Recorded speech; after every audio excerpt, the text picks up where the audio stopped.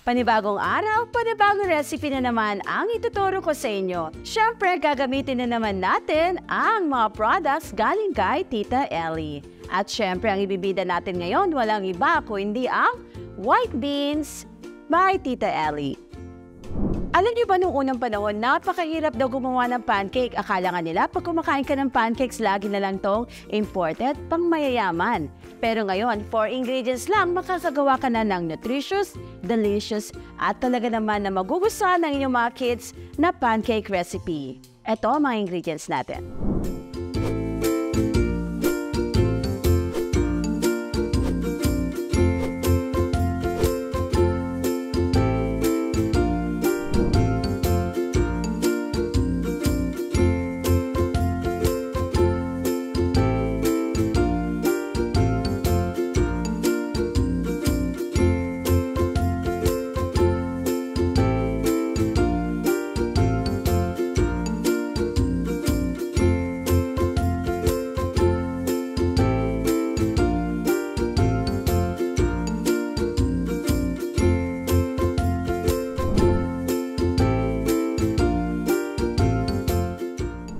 And we will now cook our white beans pancake.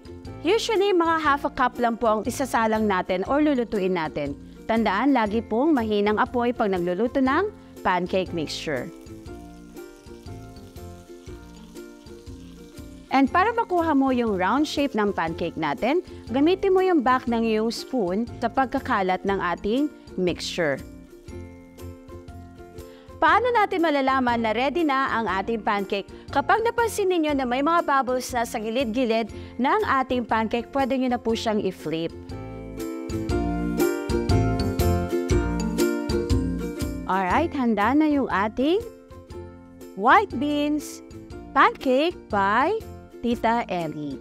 Siyempre, hindi naman pwede matapos yan nang wala mo ng mga dressings at mga toppings ilalagay natin dyan. Para mas maging colorful, lalagyan natin ng konting chocolate on top.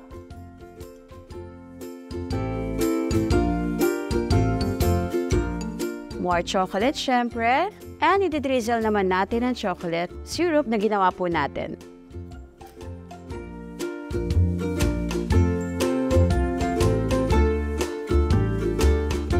And of course, let's top it up with cherry on top. O, diba? Ang gandang tingnan. Paniguradong magugustuhan nyo din. Tita Ellie products are available at leading groceries and supermarket nationwide. At pag wala kayong oras na mamili at lumabas, pwede nyo po itong bilhin sa Tita Ellie TikTok account, Shopee, and sa Lazada. So, ano pang inaantay ninyo? Tikman na natin ang napakasarap na Tita Ellie white bean pancake. Sarap at tamis na lagi mong mamimiss.